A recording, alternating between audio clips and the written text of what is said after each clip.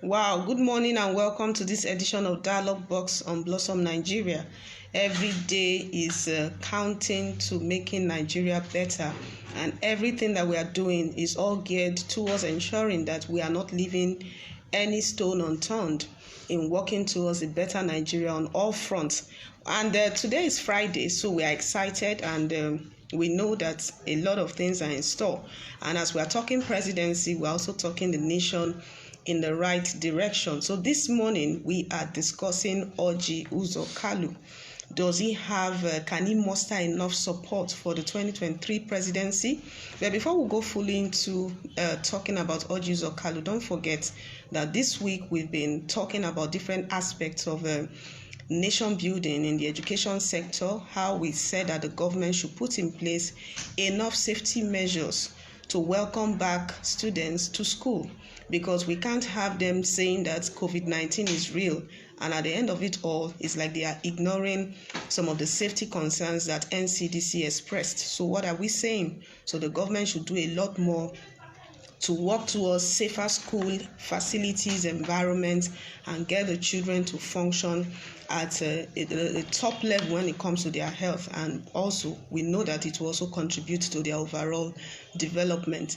Then we've also been talking about different aspects of how we can get our economy to function well. We started by also appealing for the life of Yahaya Sharif Aminu in Kano State, asking that his life should be spared. He should not be subjected to the death penalty because of the song he sang that was seen to be blasphemous. So we have been in a lot, we've been talking about a lot of activities this week, and yesterday, as we're also talking about Nigeria and Ghana's route, that no matter what, everything should work towards a peaceful resolution, a diplomatic conclusion to that particular conflict, because we don't want it to degenerate further. So today, as we discuss Orji Uzor Kalu, the question is, he has a lot already as a political activist in that sense, but he has been fully engaged in politics in Nigeria. So we are going to give you some background details, and you get ready. You talk to us on 08030887339 and 09052525107. So call us and let us talk. And we also have our guest analyst, that is Mr. Harrison, that will also do justice to all the detailed questions that we have for fronting or for Orji Uzor Kalu declaring his interest in the 2023 presidency. Then while that is going on, you can also visit our website even after the program this morning on www.blossomnigeria.com, and our YouTube channel. Be a subscriber. All right, the question is, can Orji Uzor Kalu muster enough support for the 2023 presidential election?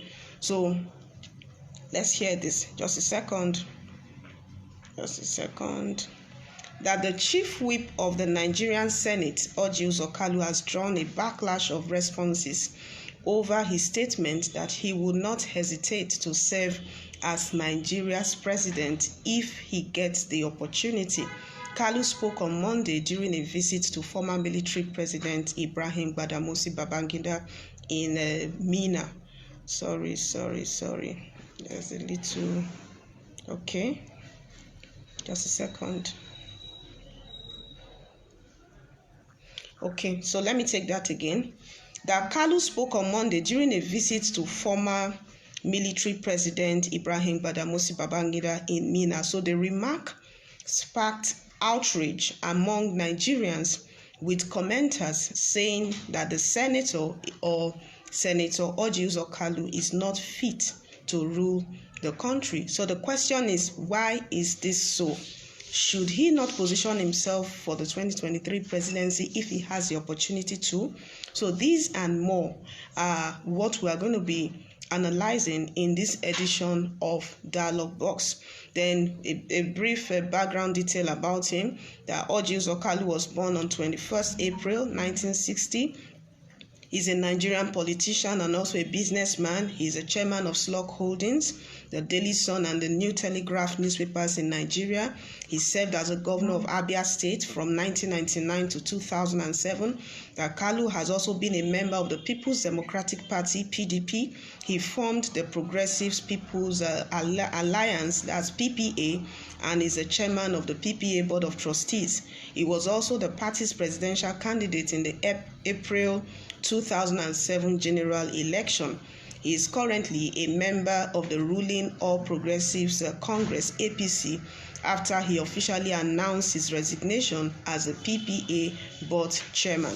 Then Orji Uzor Kalu also contested in the 2019 Nigerian general election to represent the people of Abia North in the Senate, running under the banner of the All Progressives Congress. He defeated the incumbent Senator Mao Ohabwanwan with over 10,000 votes. So Orji Uzor Kalu was convicted by the Lagos Division of the Federal High Court on Thursday, that's on December 5, 2019, and he was sentenced to 12 years in prison for 7.5 or 7.65 billion naira fraud. So he was convicted by defrauding the government of Abia State, where he was a governor for 8 years, using his company outrage Limited. Days after the court ordered the forfeiture of the company's Nigeria's anti-graft agency, the EFCC, Economic and Financial Crimes Commission, commenced the process of winding down Slug Nigeria Limited. That was excluding the Sun newspaper, the Sun Publishing Limited, which was later found not to be part of the charges. So he was held in custody at the Ikoyi prisons in Lagos. In December 2019, Kalu filed a bail application at a Lagos High Court pending the determination of his appeal against his conviction. Then on 23rd December 2019, the court rejected his bail application for lack of merit. Then that same December, on Friday, May 8, 2020, that's this year, the Supreme Court of Nigeria ruled that his trial was wrongly conducted and released him from prison while ordering a retrial. He was released from the custody of the Nigerian Correctional Service in Kuje on Wednesday, 3rd June 2020. That was earlier this year. So we have a brief background, some background details about Orji Uzor Kalu. So with what we have seen and read about him and heard about him, the question is, will he gather enough support if he has already shown interest and he has already made a comment that he would not mind being Nigeria's president come 2023. So the question is, will he muster enough support for this? And also, looking at the Igbo race, last week we discussed the Igbo presidency, how they can position themselves for the 2023 presidency, and a lot of our feedbacks and analysts were of the opinion that if only the Igbos can front a consensus candidate, that it will go a long way in helping them achieve that ambition. But if not, it will be like a divided house, and what they need is to put their house in order and also improve their level of political education and enlightenment by seeing to it that even the average Igbo man should register to be a voter and also be very, very involved in political activities. So that was the major feedback we got last week. So now, Orji Uzor Kalu, being from the southeastern part of Nigeria, is he ready? Can he muster enough support to go for presidency come 2023? Does he have what it takes? What about the record of some criminal allegations that have been against him, even though the court later came up to say, okay, the trial was wrongly conducted? A lot of Nigerians still think that he has some very big question marks on his integrity and personality. So do you think so? You can reach us on 08030887339 and let's talk Orji Uzor Kalu as we look at Nigeria's presidency. We're also looking at it because we know that every aspect of the presidency needs attention now. We don't need to wait till then.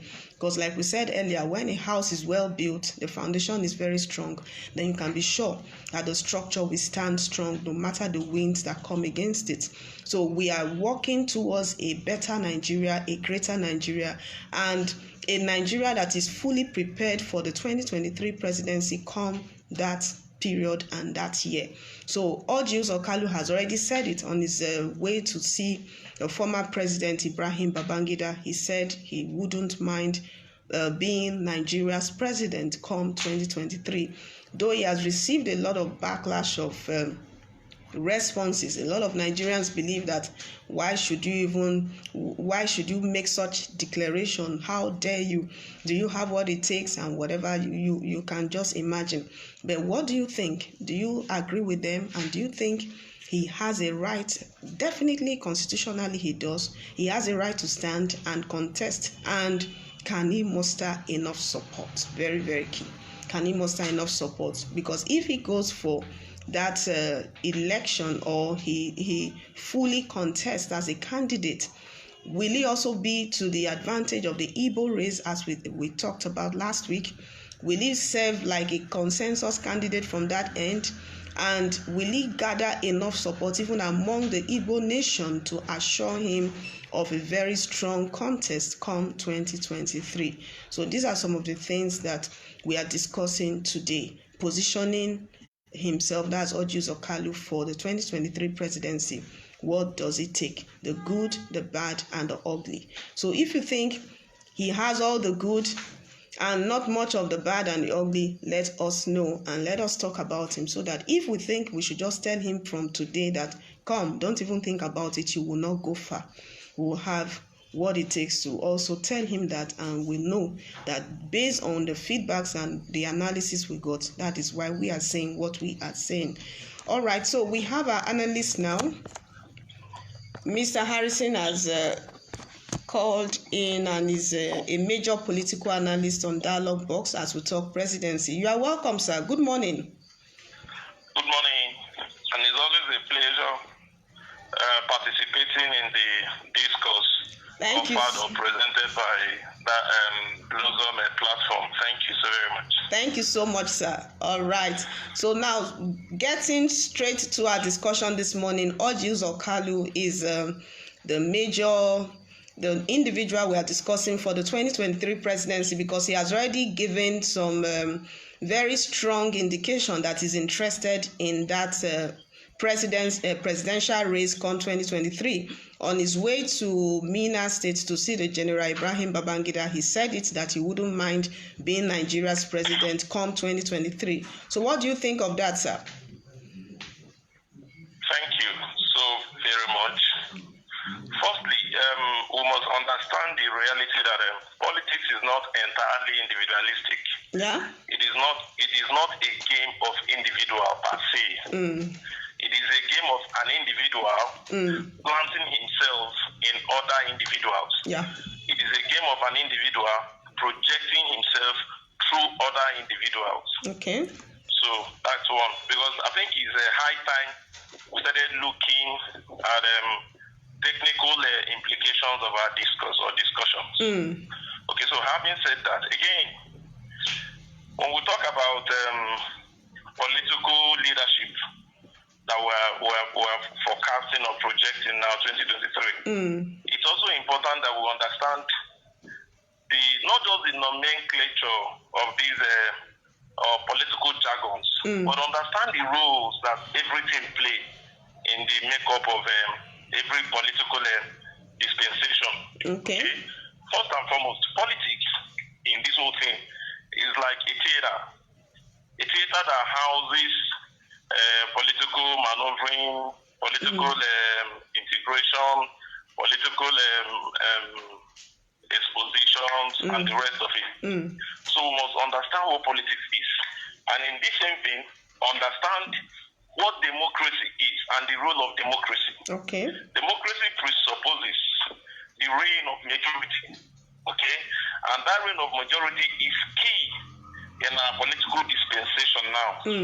So every individual that intends or that wishes to be relevant or to emerge a candidate or eventual winner, must understand what politics is, what it does. Must also understand democracy. Democracy is like an approach. Politics is like the theater. Then also understand the place of political party.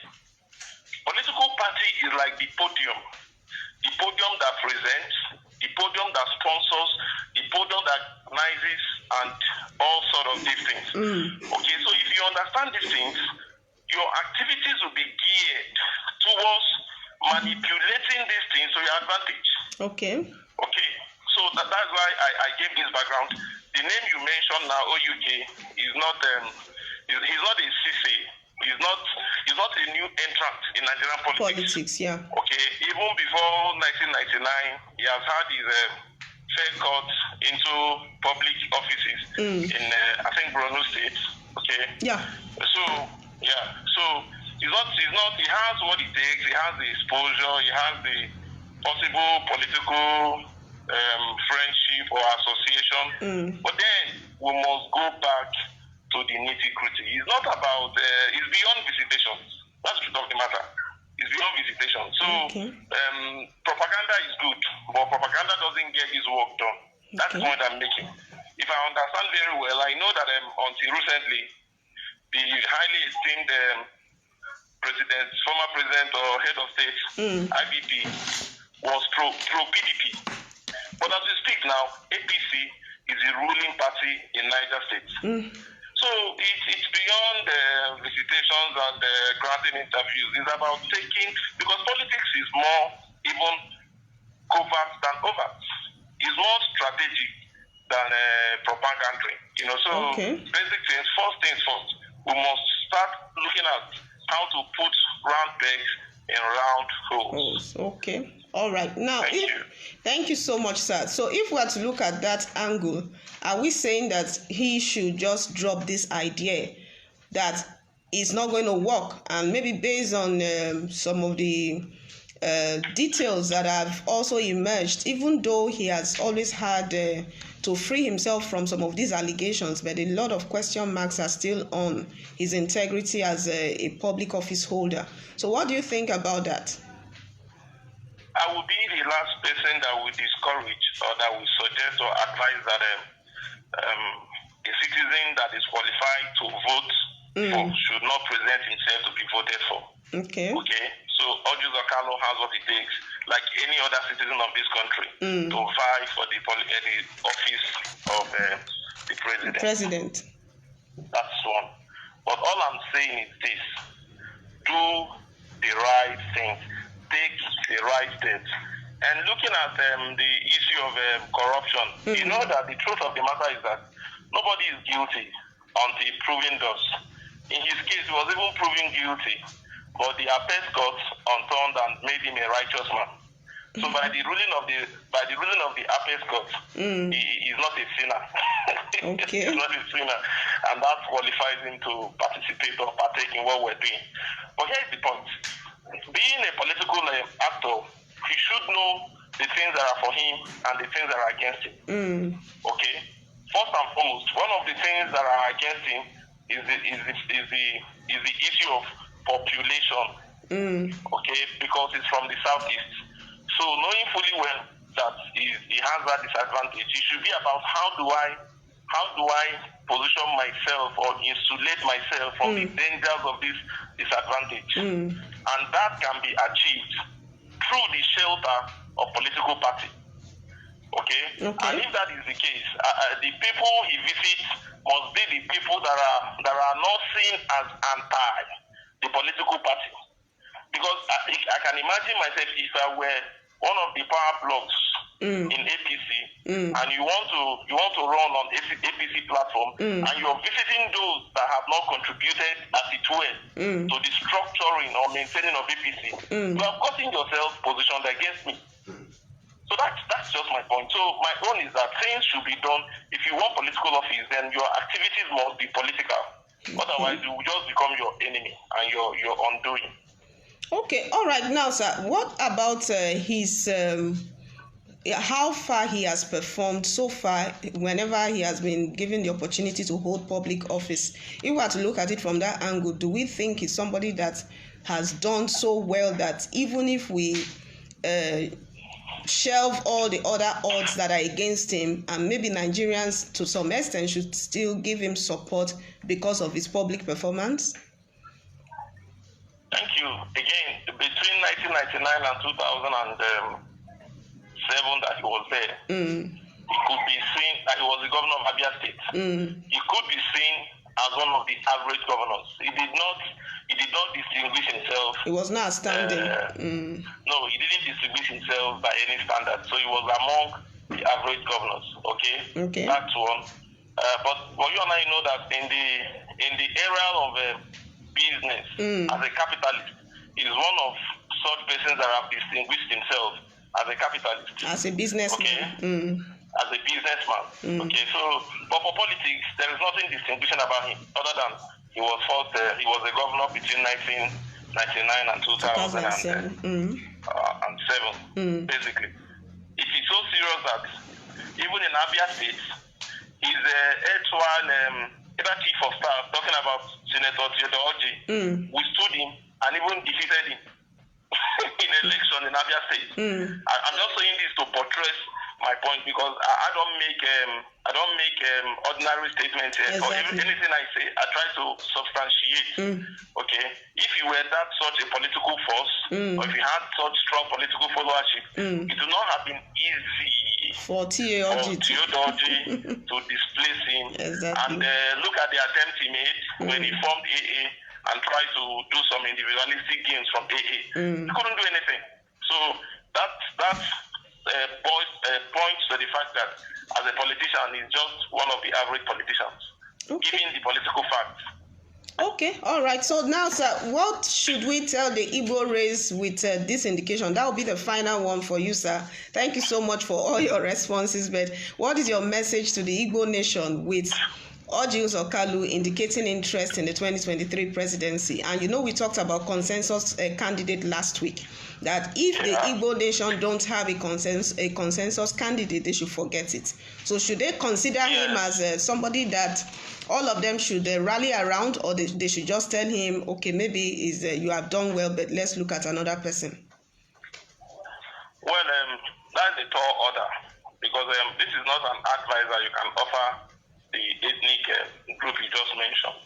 Okay. If you followed the expressions of Senator Shehu Sani 3 days ago, he said that the undoing of the southern Nigeria is the issue of disunity among the South, especially Southwest and Southeast. Okay. And so many things to be done. As far as I think, the Southeast region of this country need to go back to the rudiments of political, as a nursery political rudiments. They need to go back to the drawing board and ask themselves, try to define themselves politically, as far as the politics of Nigeria is concerned, because they are nowhere. They are nowhere. And if I must have my say, what I would say to the likes of Orji is that a few of them that are more or less political elite, can they come together and see how they can first and foremost make themselves one force?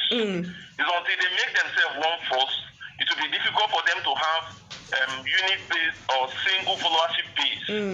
Because as you speak now, they are divergent forces, all of them. Okay. In every state now, at least in the Southeast, at least you can suspect one or two persons that want to present himself as a president or as an aspirant for 2023. So if these gladiators can come together, from Senator Orji to the former governor of Imo State to former Senate President Kenan Namani, so all of them, if they can come together and be a force, it will be easier for the followership to line behind them. So the first work has to be done among the political elites.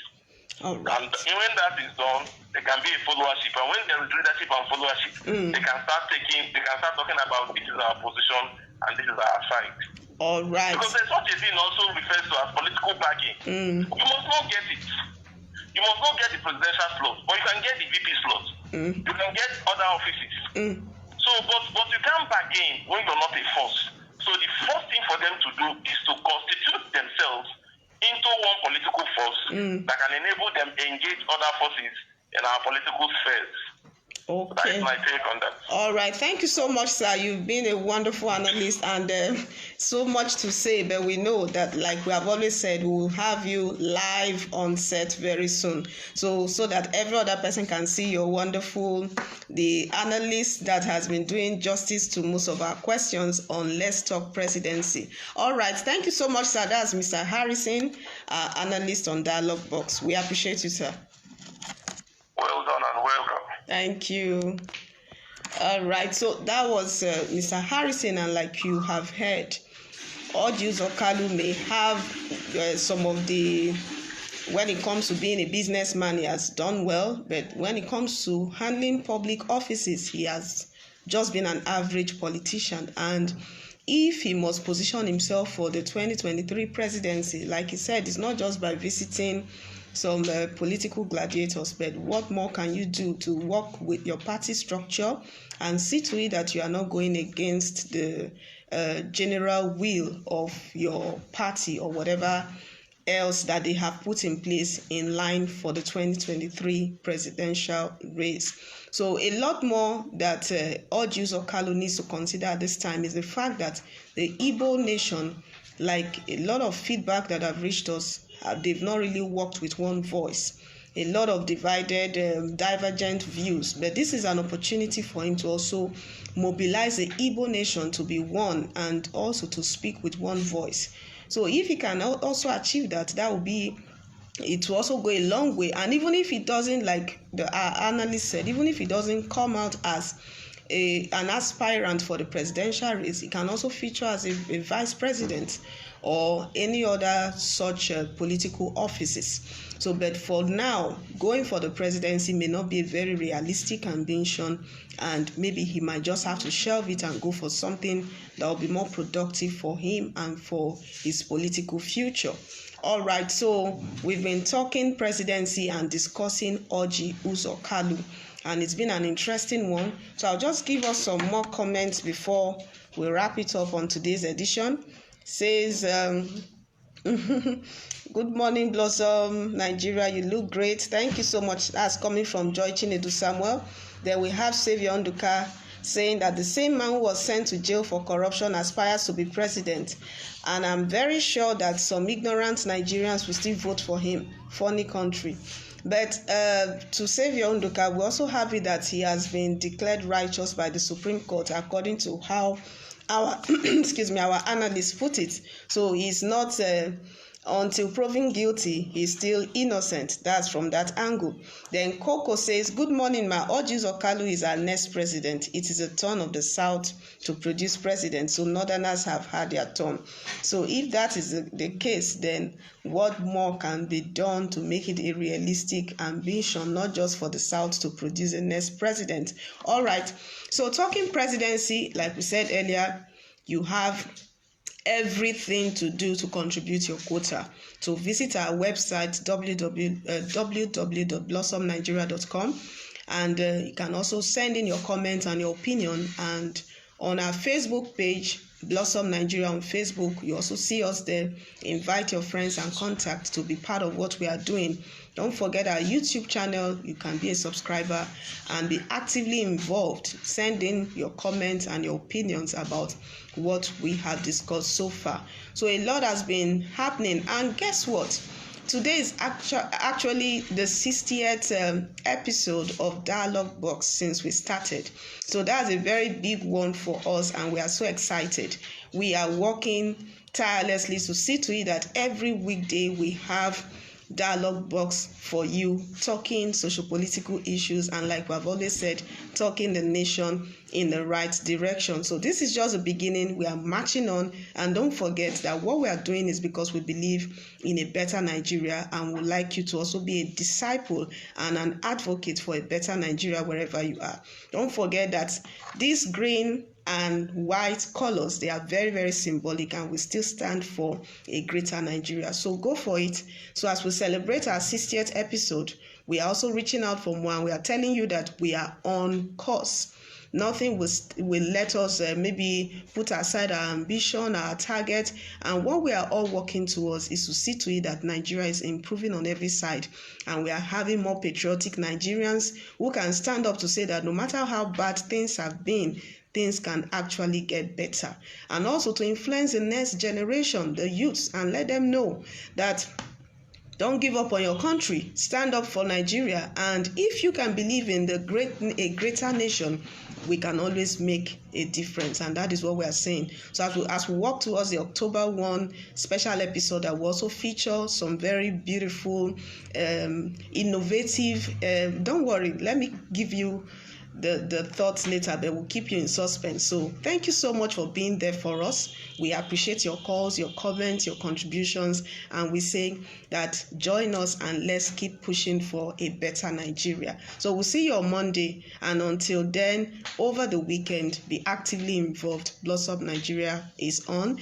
and Dialogue Box continues on YouTube, on our website, and on our Facebook page. Thank you so much, and thank you, because we know that Nigeria can only be better.